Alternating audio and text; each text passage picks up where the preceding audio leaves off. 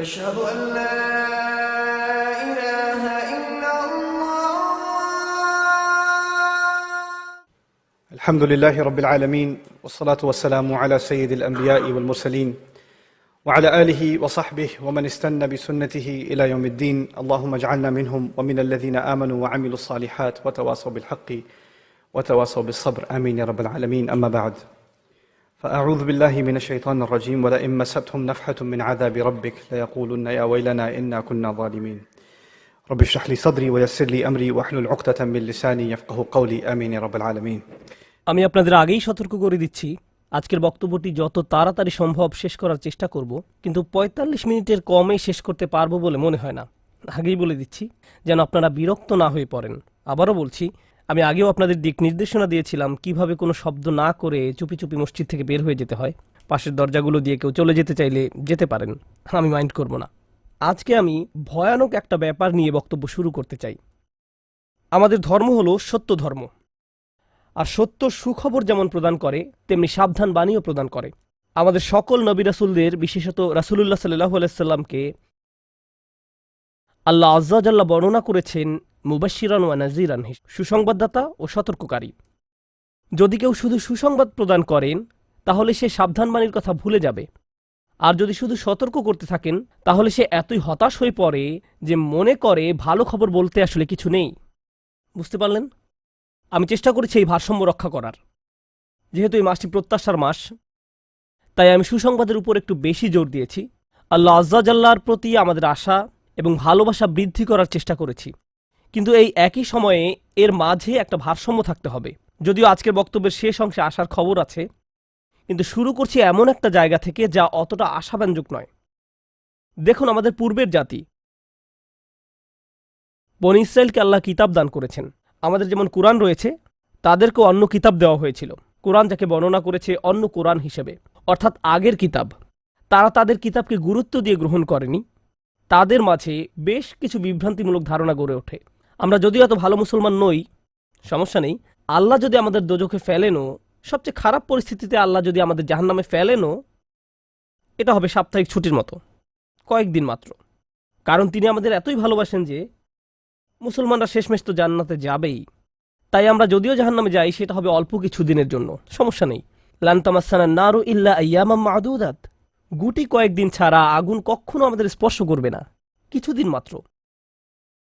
ব্যাপারটা হলো, জান্নাত জাহান্নামের পূর্বে বিচার দিবস রয়েছে, যেটি একদিনের জন্য, সেটা 1000 বছর লম্বা হবে। জান্নাত বা জাহান্নাম নয়, আল্লাহর কথা অনুযায়ী শুধু বিচারের দিনটি এত লম্বা হবে। আর বিচারের দিনটি হবে মাত্র একদিনের, আর জান্নাত জাহান্নাম চিরকালের জন্য। তাই কেউ যখন বলে গুটি কয়েকদিন, তাকে এখনকার দিনের হিসেবে চিন্তা করলে তো হবে না। বর্তমানে পৃথিবী তার অক্ষ বরাবর ঘুরে, আমরা সূর্যের উদিত হওয়া এবং অস্ত যাওয়া দেখি, কিন্তু কিয়ামতের দিন সূর্য, চাঁদ এবং পৃথিবীর সব কিছুকে ধ্বংস করে নতুন একটা ব্যবস্থাপনা তৈরি করা হবে। তাই আমরা এখন যেভাবে 24 ঘন্টার হিসেব করি, সেভাবে রাত দিনের হিসাব করলে তো চলবে না যখন আখিরাত শুরু হবে। চলুন তাহলে সবার আগে এই ধারণাটি আমাদের মাথা থেকে ফেলে দেই। কোরআনের বহু জায়গায় জাহান্নামের আলোচনা করা হয়েছে, কিন্তু আমি শুধু কোরআন থেকে একটি বর্ণনা আপনাদের সামনে উপস্থাপন করতে চাই। আমার মতে এটি আল কোরআনের জাহান্নামের সবচেয়ে গুরুত্বপূর্ণ বর্ণনা। কোরআনের একজন ছাত্র হিসেবে আমি মনে করি এই বর্ণনাটি জাহান্নাম সম্পর্কে জানার শুরু মাত্র। কেউ যদি এই বর্ণনাটি বুঝতে পারে, তাহলে সে জাহান্নাম সম্পর্কে যথেষ্ট জানে। আয়াতটি শুরু করা হয়েছে এই কথা বলে, ওয়ালা ইন মাসসাতহুম, এমনকি যদিও। যখন আমরা বাংলায় বলি যদি আমি সেখানে যাই, যদি আমি সেখানে যাই, তাহলে তোমার সাথে দেখা হবে। কিন্তু কেউ যখন বলে যদিও আমি যাই, এর মানে হলো যাওয়ার সম্ভাবনা ক্ষীণ। তাই আয়াতটি যদিও দিয়ে শুরু হওয়ার মাধ্যমে এমন কিছু ঘটার সম্ভাবনা কমিয়ে দিয়েছে। এভাবে বলার মাধ্যমে আল্লাহ কোনো কিছুর উপর জোর কমিয়ে দেন। সহজ কথায় তিনি বাক্যটিকে দুর্বল করে দিচ্ছেন। যদিও, যদিও কি? যদিও মাসসাতহুম, যদিও এটা তাদের স্পর্শ করে। আরবিতে মাসসা অর্থ কোনো কিছু যখন আপনাকে সামান্যতম স্পর্শ করে, যেমন কোনো মাছি যখন কোনো মতে স্পর্শ করে, যদি সেকেন্ডের জন্য স্পর্শ করে তখন তাকে বলা হয় মাস।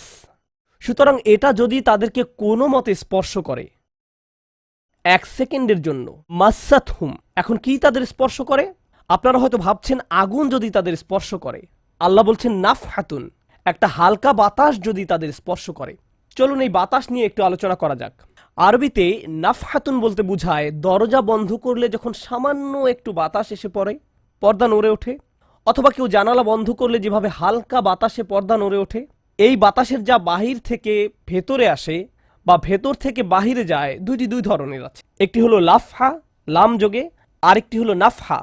লাম যোগে লাফহা মানে বাতাসটি গরম, আর নুন যোগে নাফহা মানে বাতাসটি ঠান্ডা। আল্লাহ বলছেন এমনকি যদি ঠান্ডা বাতাস তাদেরকে স্পর্শ করে, যদি ঠান্ডা বাতাস তাদেরকে স্পর্শ করে তোমার প্রতিপালকের শাস্তি থেকে।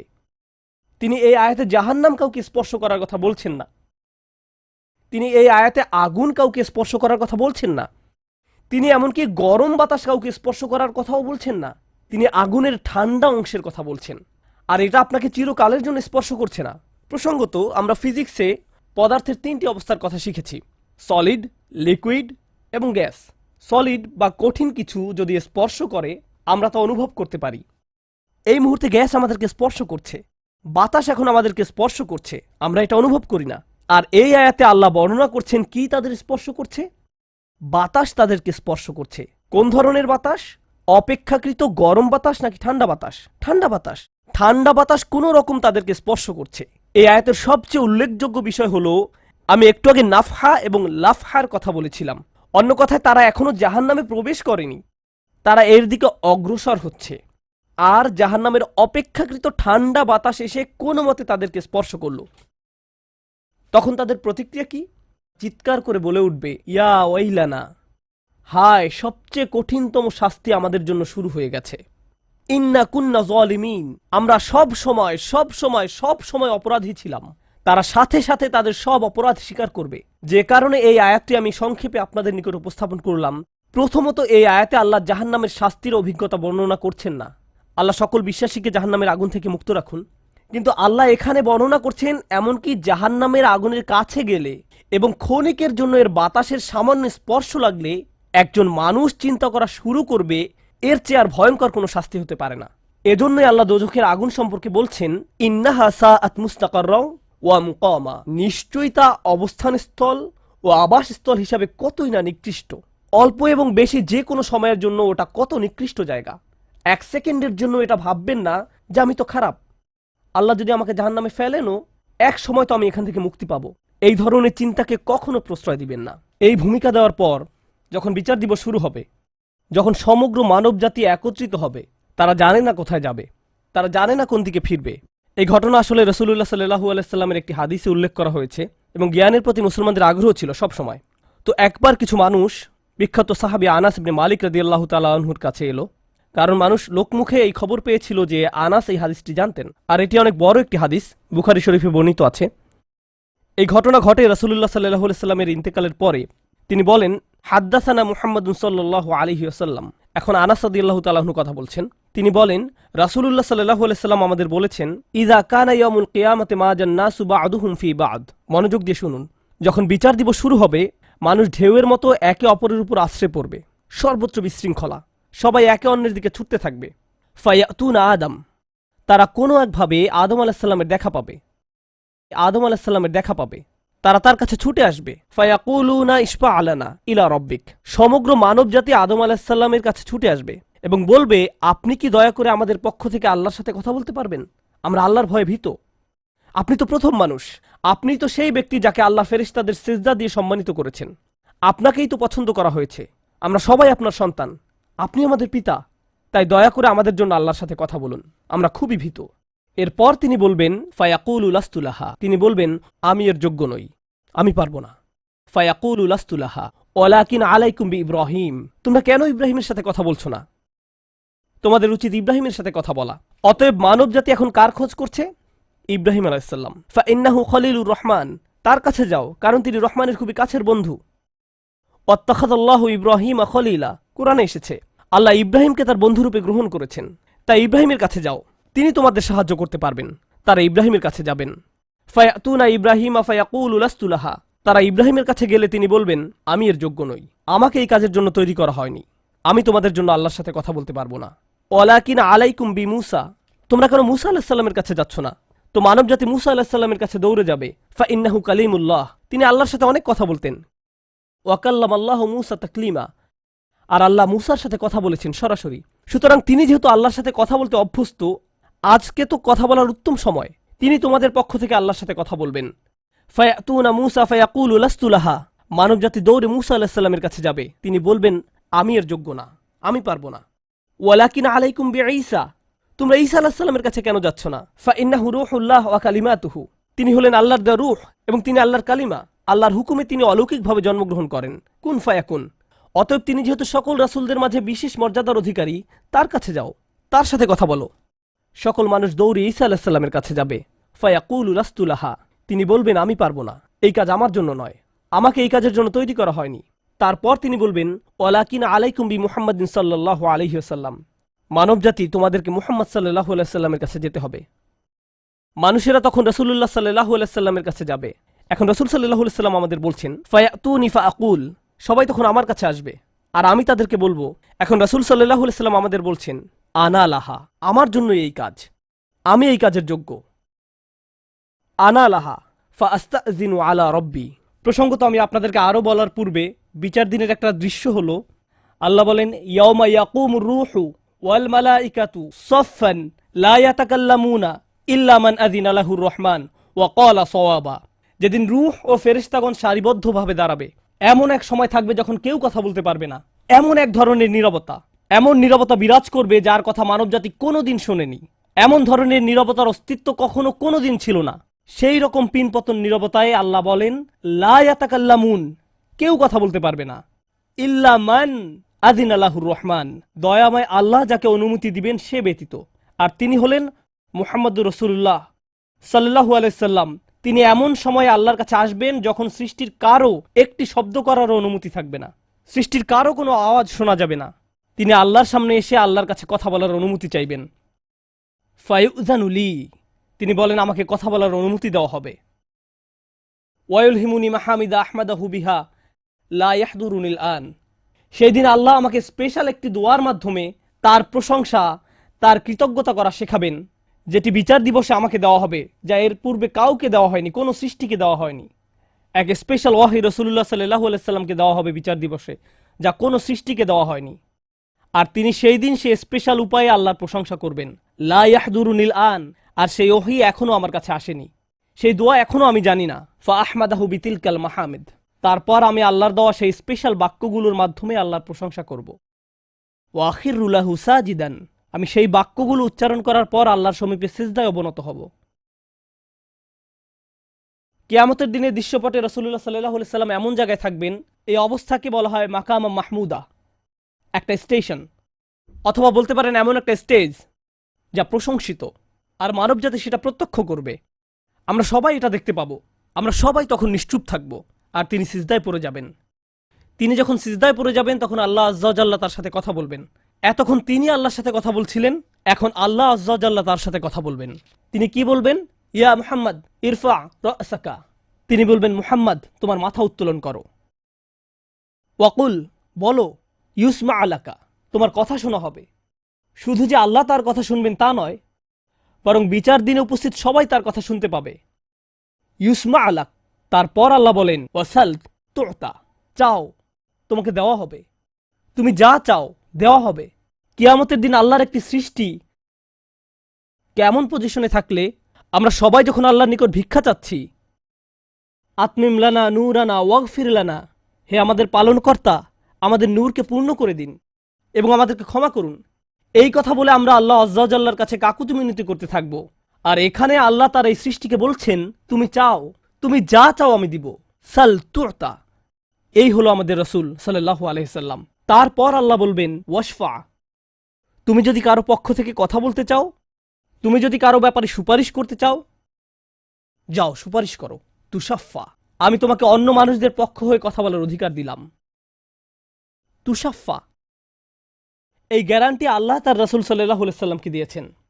ফাকুলু ইয়া রব, তখন আমি বলবো, ইয়া রব, উম্মতি উম্মতি, তিনি সর্বসাকুল্যে এই কথা বলবেন, এটাই তার সম্পূর্ণ বাক্য, আমার উম্মাহ আমার উম্মাহ, আমার মানুষ আমার মানুষ। কিয়ামতের দিন সবাই বলবে নাফসি নাফসি, আমি নিজে আমি নিজে আমি নিজে। আল্লাহর নবীরা যারা মানুষকে আল্লাহর দ্বীনে আনার জন্য দিবারাত্রি পরিশ্রম করে গিয়েছেন, যেমন ইব্রাহিম আলাইহিস সালাম, যার এই দুনিয়ায় থাকাকালীন সময়ে শুধু একটাই উদ্বেগ ছিল মানুষের মুক্তি, বিচারের দিনে তিনি বলবেন না, যাও অন্য কোথায় যাও, যাও মুসার সাথে কথা বলো। মুসা আলাইহিস সালাম, যিনি বনি ইসরাইল নিয়ে চিন্তিত ছিলেন, তিনি বলবেন না, যাও ঈসার সাথে গিয়ে কথা বলো। আর আমাদের রাসূল সাল্লাল্লাহু আলাইহি সাল্লাম বলবেন, প্রসঙ্গত কোরআনে কিয়ামত দিবসের যে ভয়াবহতার কথা বর্ণনা করা হয়েছে তা একবার চিন্তা করে দেখুন। ইয়াউমা তারাউনাহা তাযহালু কুল্লু মুরদিআতিন আম্মা আরদাআত। প্রত্যেক মা যে তার বাচ্চাকে দুধ খাওয়াচ্ছে তার বাচ্চাকে ফেলে দিবে যেন সে কিছুই না। ইয়াফিরুল মারউ মিন আখিহি ওয়া উম্মিহি ওয়া আবিহি। সেদিন মানুষ তার ভাইয়ের কাছ থেকে পালাবে, মায়ের কাছ থেকে পালাবে, বাবার কাছ থেকে পালাবে, ওয়া সাহিবাতিহি ওয়া বানিহি, তার স্ত্রীর কাছ থেকে পালাবে, ছেলেমেয়ের কাছ থেকে পালাবে। আপনাদের কেউ কেউ হয়তো ইতিমধ্যে স্ত্রীর কাছ থেকে পালিয়ে বেড়ান, তাই আপনাদের কাছে হয়তো এটা অতটা ভীতিপ্রদ নয়। এই আয়াত হয়তো আপনার জন্য ভয়ের নয়, কেউ কেউ ভাবছে অবশেষে। যাই হোক, সমস্ত গুরুত্বের সাথে সেই দিন সবাই কাকে নিয়ে উদ্বিগ্ন থাকবে? নিজেকে নিয়ে। প্রকৃতপক্ষে সেদিন প্রত্যেক ব্যক্তি বলবে ওমান ফিল আরদি জামিআ সুম্মা ইউনজিহ, সবাইকে জাহান্নামে নিয়ে যান এবং বিনিময়ে আমাকে জান্নাতে প্রবেশ করতে দিন। এটাও কোরআনে এসেছে। মানুষ সেদিন এমন মরিয়া হয়ে উঠবে, সেদিন একজন মানুষ আল্লাহর সাথে কথা বলবেন, আর প্রথম যে শব্দগুলো তার মুখ থেকে উচ্চারিত হবে তা হলো উম্মতি উম্মতি। আপনার জন্য আপনার রাসূলের ভালোবাসা এমনই প্রগাঢ় সাল্লাল্লাহু আলাইহি সাল্লাম। আমার উম্মাহ আমার উম্মাহ। যদি আমরা তাকে ভালোবেসে থাকি, তাহলে যেই উম্মতের জন্য আল্লাহ রাসূলের এত ভালোবাসা, সেই উম্মতের জন্য আমাদের অন্তরে কিভাবে এত ঘৃণার বাস হয়? কিভাবে সম্ভব এটা? কিভাবে আমাদের পরস্পরের প্রতি এত ক্রোধ, বিচার, সমালোচনা, বিভক্তি, বিদ্বেষ, অনুমান, অহংকার? আর এই মানুষগুলো দাবি করে তারা রাসূলুল্লাহ সাল্লাল্লাহু আলাইহি সাল্লামকে ভালোবাসে। এইসব তুচ্ছ বিষয় ভুলে যেতে এই ভালোবাসা কি যথেষ্ট নয়? আমাদের কোন পার্থক্যগুলো এর চেয়ে বড়? তো যখন রাসূলুল্লাহ সাল্লাল্লাহু আলাইহি সাল্লাম বলবেন উম্মতি উম্মতি, আল্লাহ সুবহানাহু ওয়া তাআলা বলবেন ফায়াকুলু ইনতালিক, এগিয়ে যাও, ফাআখরিজ মিনহা মান কানা ফি কলবিহি মিসকালা শাইরাতিন মিন ঈমান। মনোযোগ দিয়ে শুনুন, যাও এখান থেকে বের করে নাও যাদের অন্তরে ঈমান আছে, এমনকি এখানে শারিয়া মানে বার্লি দানা, যা সামান্য একটু লম্বা হয়, যাদের অন্তরে এতটুকু পরিমাণ ঈমানও আছে, যে কোনো ঈমান যদি তাদের অন্তরে থেকে থাকে, তাহলে তাদেরকে বের করে নাও। আপনি এগিয়ে যান এবং বের করে নিন। দৃশ্যপটটি কল্পনা করুন। রাসূলুল্লাহ সাল্লাল্লাহু আলাইহি সাল্লাম মানুষকে রাখছেন, যাও যাও যাও, তিনি তাদেরকে সরিয়ে নিচ্ছেন। কিছু মানুষকে নিয়ে যাওয়ার পর ফেরেশতারা থামিয়ে দিলেন, কারণ কারো কারো ঈমান এর চেয়েও ছোট। সামান্য পরিমাণ ঈমান বলতে আসলে কি বোঝায়? কেউ একজন হারাম কোনো কাজে যুক্ত ছিল, সে ভয়ানক কিছু একটা করছিল, কাজটা করে ফেলার পর তার মনে অনুশোচনা জাগ্রত হলো, তার ভেতর থেকে কিছু একটা বলছে এটা খারাপ কাজ, আমার এটা করা উচিত নয়, আল্লাহ আমাকে এটা সম্পর্কে জিজ্ঞাসা করবেন। তারপর কোনো একভাবে তার এই চিন্তাটাকে সে দমিয়ে দিল, থাক এখন চিন্তা করার দরকার নেই। কিন্তু পরবর্তীতে সে আল্লাহর কাছে দোয়া করে বলল, ইয়া আল্লাহ, আমি জানি না কিভাবে এই কুঅভ্যাস থেকে বাঁচব, আমাকে এর থেকে মুক্তি দিন। আমি চাই না এটা আমার জীবনে আর ঘটুক, কিন্তু তবু আমি এটাতে আটকা পড়ে আছি। অতি ক্ষুদ্র ঈমান তার ভেতর থেকে চিৎকার করছে, অন্য কেউ এটা শুনতে পারছে না, তার অন্তর এটা শুনছে। আর আল্লাহ আজ্জা জাল্লা বলছেন, তারা যদি এতটুকু ঈমানও দেখাতে পারে, আপনি এগিয়ে যান, তাদেরকে বের করে নিয়ে আসুন, আপনি তাদেরকে বের করে নিয়ে আসুন। আর তিনি যখন এভাবে মানুষদেরকে বের করে নিয়ে আসবেন, তখন ফেরেশতারা একসময় থামিয়ে দিবেন, কারণ অনেক মানুষের অন্তরে এতটুকু ঈমানও নেই, সামান্য অনুতাপটুকু তাদের অন্তরে ছিল না। থামিয়ে দিবেন, ফাআনতালিক ফাফআল, আমি গিয়ে এমনই করব, সুম্মা আউদ, তারপর আমি ফিরে আসব। অর্থাৎ ফেরেশতারা থামিয়ে দিবে, আর অন্য মানুষেরা সেখানে কাঁদতে থাকবে, আমাদের কি হবে, আমাদের কি হবে। তারপর রাসূলুল্লাহ সাল্লাল্লাহু আলাইহি সাল্লাম ফেরত আসবেন, ফাআহমাদাহু বিতিলকাল মাহামিদ, অতঃপর আমি পুনরায় সেসব প্রশংসা বাক্য দ্বারা আল্লাহর প্রশংসা করব। লক্ষ্য করুন, প্রথমবার তিনি প্রার্থনা করার জন্য অনুমতি চেয়েছিলেন, তাই না? দ্বিতীয়বারের বেলায় অনুমতির কোনো উল্লেখ নেই। লক্ষ্য করেছেন, তিনি আসলে সাথে সাথে আল্লাহর প্রশংসা করা শুরু করবেন। আল্লাহ কি তাকে এমনটি করতে বলেছেন? না, এটা হলো নিজ উম্মতের প্রতি তার অপরিসীম ভালোবাসার বহিঃপ্রকাশ। তিনি আবারও আল্লাহর প্রশংসা করা শুরু করবেন, এই আশায় যে আল্লাহ তাকে অটোমেটিক অনুমতি দিবেন। সুম্মা আখিরু লাহু সাজিদান, আর সিজদায় পড়ে যাব। ফায়াকুলু ইয়া মুহাম্মদ, আমাকে বলা হবে, হে মুহাম্মদ, ইরফা রাসাকা, তোমার মাথা উঠাও। কুল ইউসমা আলাকা, বলো তোমার কথা শোনা হবে। ওয়াসাল তুতা, চাও তোমাকে আবার দেওয়া হবে। ওয়াশফা তুশাফা, সুপারিশ করো, সুপারিশ গ্রহণ করা হবে। তোমাকে সুযোগ দেওয়া হবে তাদেরকে বের করে নেয়ার, তোমাকে তাদের জন্য সুপারিশ করার সুযোগ দেওয়া হবে। ফাআকুলু ইয়া রব উম্মতি উম্মতি, আমি তখন বলবো, হে আমার রব, আমার উম্মাত, আমার উম্মাত। তিনি তো ইতোমধ্যে অল্প ঈমানের অধিকারীদেরকে বের করে নিয়েছেন। ফায়াকুলু ইনতালিক, এরপর আল্লাহ বলবেন, এগিয়ে যাও। ফাআখরিজ মিনহা মান কানা ফি কলবিহি মিসকালা যাররাতিন আও খারদালাতিন মিন ঈমান। তোমাকে সুযোগ দেওয়া হবে তাদেরকে বের করে নেয়ার, সুপারিশ গ্রহণ করা হবে। যাদের অন্তরে এক বিন্দু পরিমাণ ঈমান আছে, বালির দানা নয়, বালির দানা তো এতটুকু লম্বা, বরং বিন্দু পরিমাণ। খারদালা মানে সরিষার দানা, অতি ক্ষুদ্র বিন্দুর মতো। আর যখন আল্লাহ বলছেন এর ওজনের মতো, বর্তমানে আমাদের কাছে ডিজিটাল ওজন মাপার যন্ত্র আছে, আগের দিনে পাল্লা ছিল, তাই আপনি যখন এক মুষ্টি চাল এক পাল্লায় রাখতেন সেটা হয়তো তেমন একটা ঝুঁকতো না। যদি একটু বেশি করে চাল রাখতেন তখন একটু ঝুঁকতো। এখন ডিজিটাল ওজন মাপার যন্ত্র দিয়ে গ্রাম, কিলোগ্রাম মাপা হয়। এমনকি সামান্য কয়েক দানা রাখলেও যন্ত্রের স্ক্রিনে ভেসে উঠে 0.001 গ্রাম। এখন শুধু একটি চাল রেখে দেখুন বা একটি সরিষার দানা রেখে দেখুন, স্ক্রিনে কিছু ভেসে উঠে কিনা? কিছুই হয় না, কিছুই হয় না। আর আল্লাহ বলছেন, আমি তোমার সুপারিশের কারণে, রাসূলুল্লাহ সাল্লাল্লাহু আলাইহি সাল্লামের দোয়ার কারণে এমন মানুষদেরকেও মুক্তি দিব যাদের ঈমান এমনকি এই দুনিয়ায়ও মাপা যায় না, এই দুনিয়ায়ও মাপা যায় না। প্রসঙ্গত, আপনি যদি একটি দানা খান বুঝতে পারবেন যে কিছু খেয়েছেন? আপনি এমনকি বুঝতেও পারবেন না। এটা হলো এমন ধরনের ঈমান যার আছে এটা সে নিজেও ভালোভাবে বুঝতে পারে না। এমনকি তারা নিজেরাও ঠিকমতো বুঝে উঠতে পারে না যে ঈমান আছে, আর অন্যরা কিভাবে বুঝবে? আর কেউ যদি একটি দানা আহার করে, এটা তাদের পুষ্টি সাধনে তেমন কোনো ভূমিকা রাখতে পারে না, এটা শরীরের জন্য যথেষ্ট পরিমাণের খাবার নয়। ঠিক তেমনি যার সরিষার দানা পরিমাণ ঈমান ছিল, সেই ঈমানও একটি ভালো জীবন অতিবাহিত করার জন্য তা যথেষ্ট ছিল না। কিন্তু তাদের অন্তরের কোনো এক জায়গায় একটি ঈমানের বাস ছিল। আল্লাহ বলছেন, তুমি এমন যাদেরকে পাও তাদেরকেও বের করে নিয়ে আসো। ফাআখরিজহু ফাআনতালিক, আমি যাব এবং তাই করব। আর এটা বিশাল এক জনগোষ্ঠী যারা আল্লাহর কাছ থেকে দূরে সরেছিল, তাদের ভেতরে একেবারে ক্ষুদ্র কিছু ঈমান ছিল। এরপর তো আর কিছু নেই মনে হচ্ছে, ঘটনা শেষ। কিন্তু রাসূলুল্লাহ সাল্লাল্লাহু আলাইহি সাল্লাম এখানেই থেমে যাননি। ফাআহমাদাহু বিতিলকাল মাহামিদ সুম্মা আখিরু লাহু সাজিদান, তিনি এখানেই থেমে যাননি, তিনি আবারও ফিরে যাবেন এবং আমি সেসব প্রশংসা বাক্য দিয়ে আল্লাহর প্রশংসা করব এবং আবারও সিজদায় পড়ে যাব। ফায়াকুলু ইয়া মুহাম্মদ ইরফা রাসাকা, আমাকে বলা হবে, হে মুহাম্মদ মাথা উঠাও। ওয়াকুল ইসমা আলাকা, বলো তোমার কথা শোনা হবে। ওয়াসাল তুতা, চাও দেয়া হবে। আল্লাহ আযজা ওয়া জাল্লা সহজেই বলতে পারতেন, তুমি তো ইতিমধ্যে চেয়েছো এবং তোমাকে দেয়া হয়েছে। কিন্তু তৃতীয়বারের মতো রাসূলুল্লাহ সাল্লাল্লাহু আলাইহি সাল্লামকে বলা হচ্ছে, ওয়াশফা তুশাফা, এগিয়ে যাও, মানুষের জন্য সুপারিশ করো, গ্রহণ করা হবে। তোমাকে তাদের পক্ষে চাওয়ার সুযোগ দেওয়া হবে, আমি তোমাকে এটা দিচ্ছি। ফাআকুলু ইয়া রব উম্মতি উম্মতি, আমার উম্মাত, আমার উম্মাত। এখন চলুন এখানে একটু থামি। যদি আপনি এই সুযোগ পেতেন, আল্লাহ যদি আপনাকে বলতেন তুমি যা চাও তাই পাবে, তুমি চাও দেয়া হবে, যা কিছুই তুমি চাও না কেন, আমাদের বিশাল একটা লিস্ট আছে, একটা লিস্ট আছে। রাসূলুল্লাহ সাল্লাল্লাহু আলাইহি সাল্লামকে এই সুযোগ কয়বার দেওয়া হয়েছে? 3 বার। কত মিলিয়ন মানুষকে ইতিমধ্যে রক্ষা করা হয়েছে? তৃতীয়বার তো তিনি নিজের জন্য কিছু চাইতে পারতেন। আমরা তো মানুষ, আল্লাহ যদি বলেন চাও আমি দিব, আর এই মানুষটি আল্লাহর সামনে দাঁড়িয়ে আছেন আর তাকে বলা হচ্ছে, কিন্তু তারপরেও তার জিহ্বায় উম্মাহ, উম্মতি উম্মতি। তো আল্লাহ বলবেন, ফায়াকুলু ইনতালিক, সামনে এগিয়ে যাও।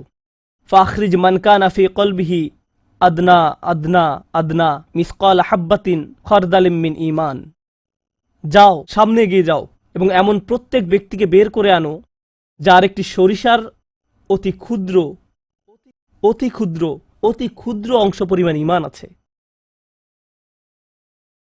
এত ক্ষুদ্র বিন্দু যাকে আপনারা হয়তো মাইক্রোস্কোপিক বলবেন, যদি তাদের এক অ্যাটম বা এক সাব অ্যাটমিক কণার পরিমাণ ঈমান থাকে, এই পৃথিবীতে যা দেখা, শোনা বা উপলব্ধি করা সম্ভব নয়, যদি তাদের গভীর অবচেতন মনের কোথাও কণা পরিমাণ ঈমান থাকে, যদি তাদের ততটুকু ঈমান থাকে, এগিয়ে যাও এবং তাদের বের করে নিয়ে আসো।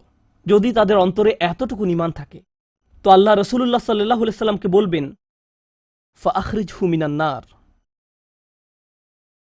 তাদেরকে আগুন থেকে বের করে আনো।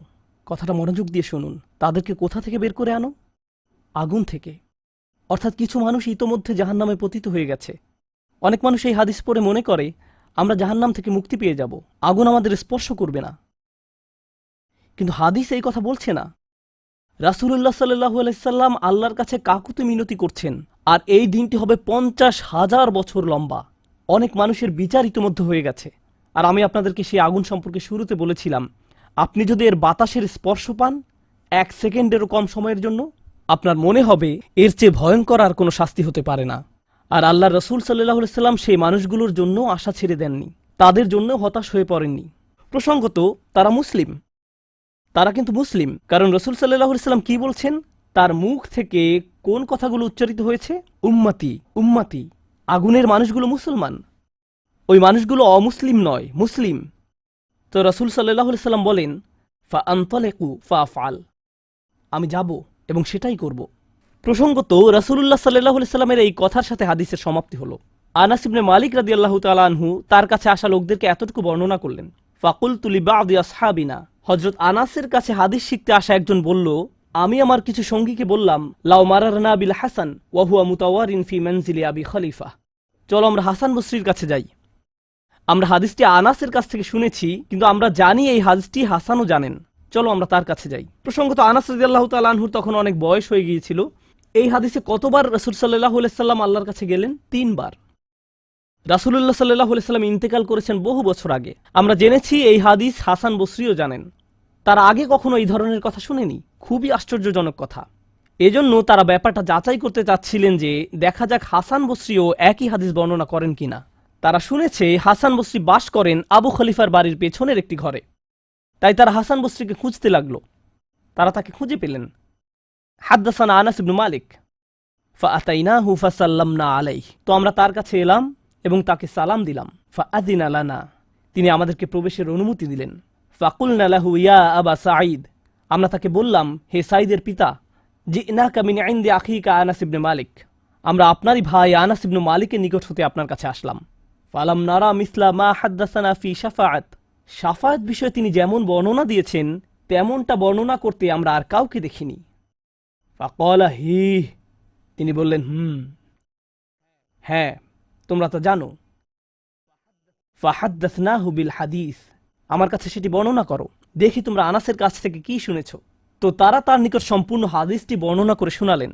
ফাআনতাহা ইলা হাযাল মাওদি', আমরা এই পর্যন্ত অর্থাৎ 3 বার রাসূল সাল্লাল্লাহু আলাইহি সাল্লামের সুপারিশের কথা বলে শেষ করলাম। ফাকালা হি, তিনি বললেন আরো বর্ণনা করো।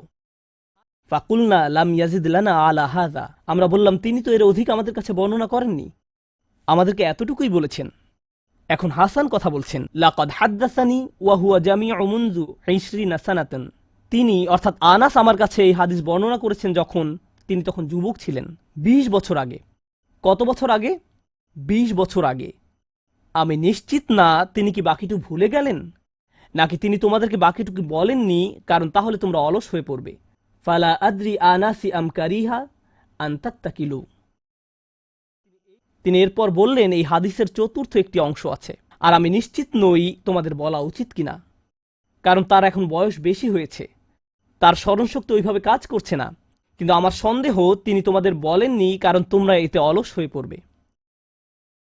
তারা বলল, ইয়া আবা সাঈদ হাদ্দাসানা, আপনি কি আমাদেরকে এটা বলতে পারেন? আমরা আসলেই জানতে চাই। ফাদহিকা, তিনি হাসতে শুরু করলেন। ফাকালা খুলিকাল ইনসানু আজুলা, তিনি কোরআনের একটি আয়াত উল্লেখ করে বললেন, মানুষকে সৃষ্টি করা হয়েছে তাড়াহুড়া প্রবণ করে। মা যাকারতুহু ইল্লা ওয়া আনা আদরি আন উহাদ্দিসুকুম হাদ্দাসানি কামা হাদ্দাসাকুম বিহি, আমি তো বর্ণনার উদ্দেশ্যেই তোমাদের কাছে বিষয়টি উল্লেখ করলাম। তিনি তাদেরকে উৎসুক করে তুলেছিলেন, আমি তোমাদেরকে বলবো তিনি তোমাদের নিকট যা বলেছেন তা সত্য। হাসান আরও বলেন, রাসূলুল্লাহ সাল্লাল্লাহু আলাইহি সাল্লাম বলেন, এরপর আমি চতুর্থবারের মতো ফিরে আসব। ফা আহমাদাহু বিতিলকাল মাহামিদ, এবং সেসব প্রশংসা বাক্য দিয়ে আল্লাহর প্রশংসা করব, যে বাক্যগুলো আল্লাহ আমাকে দিয়েছেন, যা অন্য কোনো সৃষ্টিকে এর পূর্বে দেয়া হয়নি, এবং সিজদায় পড়ে যাব। সুম্মা আখিরু লাহু সাজিদান, তখন বলা হবে, ফায়ুকালু ইয়া মুহাম্মদ ইরফা রাসাকা, হে মুহাম্মদ মাথা উঠাও। ওয়াকুল ইউসমা, বলো তোমার কথা শোনা হবে। ওয়াসাল তুআতা, চাও দেয়া হবে। ওয়াশফা তুশাফা, শাফায়াত করো গ্রহণ করা হবে। এই সময়ে এসে এতটুকুর চেয়ে ছোট ঈমানও আর অবশিষ্ট নেই। সকল সম্ভাব্য ঈমানওয়ালাদের মুক্তি হয়ে গেছে। আদনা আদনা আদনা মিসকাল হাব্বা, সবাই মুক্তি পেয়ে গেছে। ফাআকুলু ইয়া রব ইযান লি ফি মান ক্বালা লা ইলাহা ইল্লাল্লাহ, এখন রাসূলুল্লাহ সাল্লাল্লাহু আলাইহি সাল্লাম বলেননি উম্মতি, এইবার তিনি উম্মতি বলেননি, তিনি বলছেন, হে আমার প্রতিপালক, আমাদেরকে তাদের সম্পর্কে সাফায়াত করার অনুমতি দান করুন যারা বলেছে লা ইলাহা ইল্লাল্লাহ। যে এমনকি এই কথা বলেছে, আচ্ছা ঠিক আছে, আমার মনে হয় একজন সৃষ্টিকর্তা আছেন। একটি কলেজ ক্যাম্পাসে হয়তো একদল ছাত্র মুসলিম ছাত্রদের সাথে আলোচনা করছে, তখন একজন বলল, আচ্ছা ঠিক আছে, দার্শনিক দৃষ্টিকোণ থেকে মেনে নিলাম একজন ঈশ্বর রয়েছেন, ঠিক আছে আমি মানলাম যে একজন ঈশ্বর আছেন। আমি বলছি না যে আমি মুসলিম, যদি উপাসনা করতেই হয় তাহলে শুধু এক ঈশ্বরের উপাসনা করতে হবে। তাদের অন্তরে কোনো অনুভূতি নেই, তারা কারো ইবাদত করছে না, তারা শুধু এই উপসংহারে পৌঁছেছে। প্রসঙ্গত এই ধরনের একটা সাদৃশ্য পাওয়া যায় সূরা হুজরাতের একটা আলোচনায়। আল্লাহ বলছেন, ফাকালাতিল আরাবু আমান্না কুল লাম তুমিনু ওয়ালাকিন কুলু আসলামনা। বেদুইনরা বলে আমরা ঈমান এনেছি। বলো তোমরা ঈমান আনোনি, বরং তোমরা বলো আমরা আনুগত্য স্বীকার করেছি। তোমরা শুধু ইসলামের প্রাথমিক ধারণা গ্রহণ করেছ। ধারণা থাকে এখানে, আর ঈমান কোথায় থাকে? যাদের অন্তরে কিছু ঈমান ছিল তাদের ইতোমধ্যে নেওয়া হয়ে গেছে। এখন যাদের মাথায় কিছু ধারণা ছিল যে একজন রব আছেন, তারা কোনোদিন ধর্ম প্র্যাকটিস করেনি, তারা ধর্মীয় কোনো কাজই করেনি, তারা শুধু এই ধারণা মেনে নিয়েছিল যে শুধু একজন প্রভুর উপাসনা করতে হবে। রাসূলুল্লাহ সাল্লাল্লাহু আলাইহি সাল্লাম বলছেন, যে কেউ এই সিদ্ধান্তে আসবে যে কেউ বলবে লা ইলাহা ইল্লাল্লাহ, তার জন্য শাফায়াত করার অনুমতি দান করুন। আল্লাহ বলবেন, ফায়াকুলু ওয়া ইজ্জাতি ওয়া জালালি ওয়া কিবরিয়াই ওয়া আযীমাতি।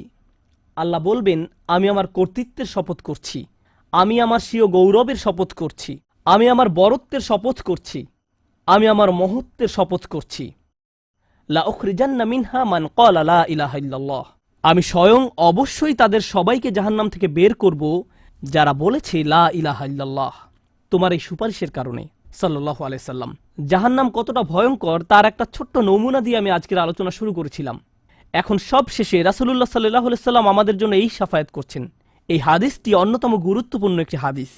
এমনকি ২০ বছর পরে আনাস ইবনে মালিক এখন বৃদ্ধ হয়ে গেছেন, মানুষ তখনও তার কাছে শাফায়াত বিষয় জানতে এসেছেন। এমনকি আজকের দিনেও এই হাদিসটি অন্যতম শক্তিশালী একটি হাদিস, এবং অন্যতম এই জন্য যে ভুলভাবে ব্যবহার করার একটি বক্তব্য রাসূলুল্লাহ সাল্লাল্লাহু আলাইহি সাল্লামের। কখনোই এর অপব্যবহারের চিন্তাও করবেন না। এটা ফ্রি হয়ে যাওয়ার লাইসেন্স নয়। যদি আমরা মনোযোগের সাথে পড়ি তাহলে আমরা বুঝব যে আল্লাহ এমন মানুষদেরকে জাহান্নাম থেকে বের করে আনার জন্য অনুমতি দেবেন যাদের ঈমান যথেষ্ট ছিল না, যাদের সৎ কাজ যথেষ্ট ছিল না।